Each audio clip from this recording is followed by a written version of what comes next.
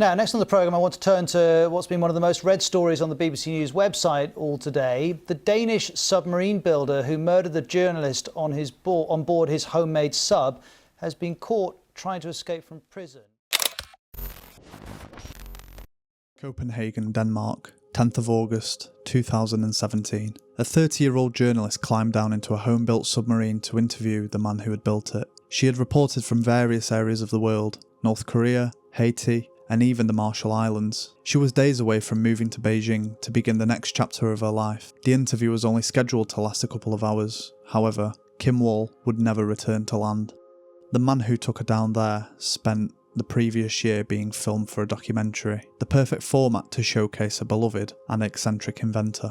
For 12 months, a film crew had followed him around, certain they were capturing a genius at work. Little did he know, the footage captured in the last 12 months would be the same footage used to bring him down.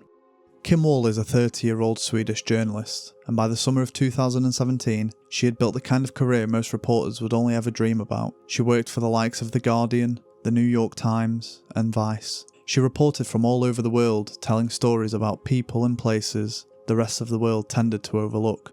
She and her boyfriend were about to move to Beijing together, starting what they hoped to be the perfect start to their new life. So when a local inventor in Copenhagen agreed to let her aboard his submarine for an interview, it was, by Kim's standards, a relatively small story.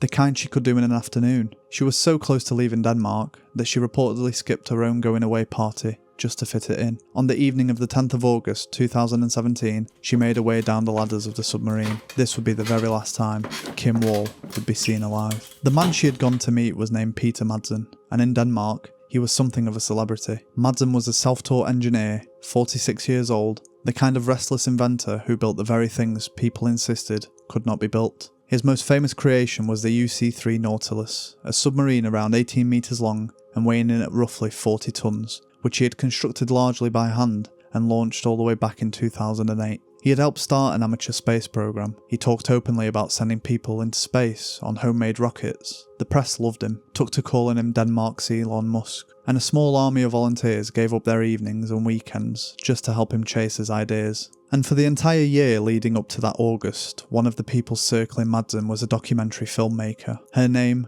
was Emma Sullivan, an Australian director who had begun filming back in 2016. The film was putting together what was meant to be a portrait of an eccentric genius and his impossible rocket dream. She filmed him at work and his adoring volunteers. She captured the myth exactly the way people wanted to see it. That film would eventually be released to the world. When it was finished, some of the people who appeared in it claimed they had never agreed to be there at all, and it had to be re-edited to remove them before it could come out. On that evening of the 10th, Kim Wall and Peter Madsen stood together in the open tower of the Nautilus as it pushed out into the water off the Copenhagen harbour. At around 8:30, someone on a nearby boat lifted a camera and took a photograph of the two of them just standing there. It shows a man and a woman on a submarine in the fading evening light. It is also the very last known image of Kim Wall alive. The very next morning of the 11th of August, Kim's boyfriend reported Kim missing. The Danish Navy launched a full search with helicopters and ships, and before long, the Nautilus itself was spotted out in Coge Bay, and then, right in front of the people watching, it sank. Madsen was pulled from the water by private boat, alive and unharmed. Jeg har det fint. Nå, det er godt. Lidt ked af det. Er du ked af det? Nå, det er jo klart. Ja. Og se Nautilus gå ned var...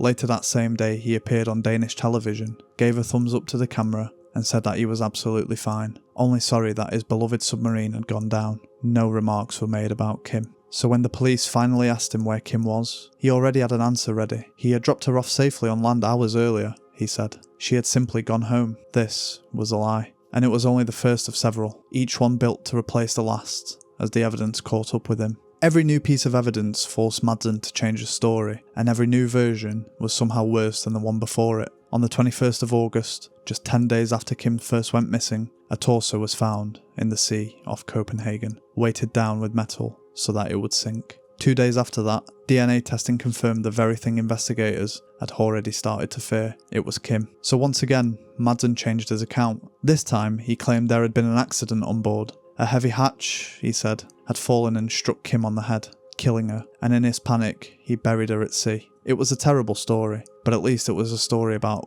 an accident. Then over the following weeks, the rest of Kim was recovered in stages. Her head was found inside a weighted bag. Her skull showed no signs at all of a fracture his story needed so badly. The hatch had never fallen on anyone. There were stab wounds on her body, and there was a knife. By the 16th of January 2018, the charges were made formal: murder, sexual assault, and indecent handling of a corpse. The prosecutor told the court that Madsen had either strangled Kim or cut her throat, but the exact cause of death was never actually established, as the condition of her body made it impossible to determine how she may have died. It remains one of the very few things in this entire case that no one will ever be able to answer. The trial finally opened in Copenhagen in March of 2018, and it was here that the entire year of friendly, admiring footage stopped being a portrait of a genius. There were no cameras allowed inside the courtroom itself, and parts of the trial were closed off to the public entirely, so there is no dramatic courtroom footage here. What there was, instead, was evidence, and that included some of the very material those documentary cameras had captured in the months and even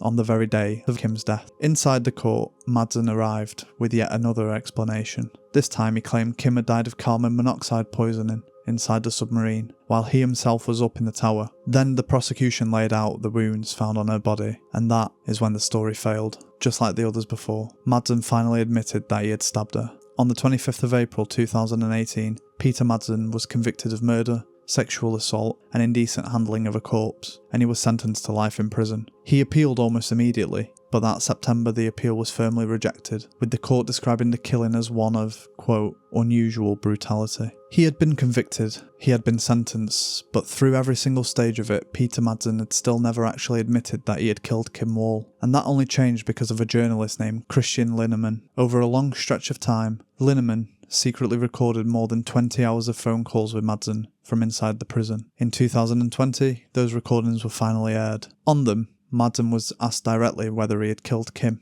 and he said yes. In one of the calls, he put it about as plainly as it could be possibly put: there is only one who is guilty here, and that is me. It was a confession that years and years of denial had never once produced. And then, in October of 2020, Peter Madsen simply walked out of prison. He took a guard hostage, using what appeared to be a bomb strapped to his body, along with a pistol. Both of them turned out to be completely fake. He had made it around 500 metres before armed police surrounded him and brought him back. He was sitting against a fence when he was finally caught. There are certain things about Peter Madsen that the story simply can't tell you. Why he actually did it, his real motive, was never established beyond what the court itself found, and anyone who claims to know exactly what was going on inside his head is frankly just guessing. What this story can tell you is how easily this man moved through the world before that night.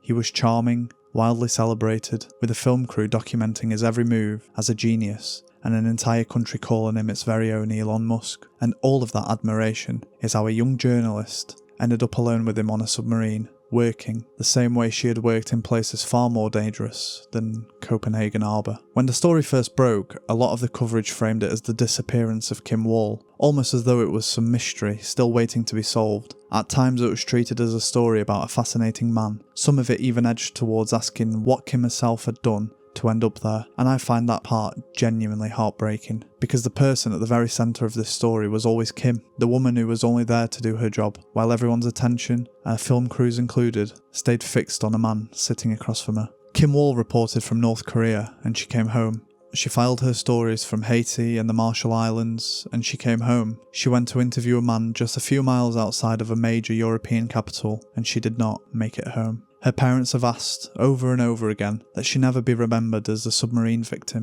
They set up a fund in her name to send other young women out into the world to report the strange, overlooked, human stories that Kim had chased her entire career. They even wrote a book about her, so that the record of her life would always be longer than the record of how it ended, and that is the part worth holding on to the most. Kim herself, the journalist who was so close to her next chapter that she very nearly let this story go, and yet she took it anyway, because that, in the end, was exactly who Kim Wall was.